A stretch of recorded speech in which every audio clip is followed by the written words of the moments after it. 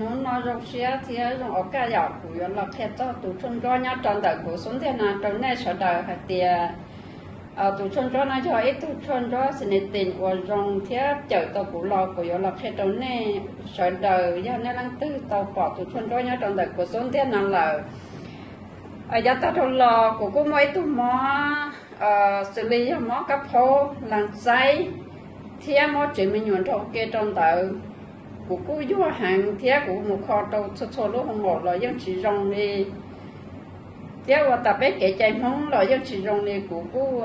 tôi sẽ cần gặp hạt tiền sọ của cô mà ở cả đó là rong tiền xin nó nào của cô tàu đó là chỉ ý hậu chua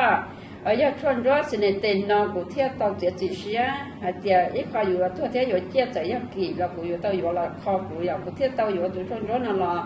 kho tàu của thế li đó cá rong của cái tí là thế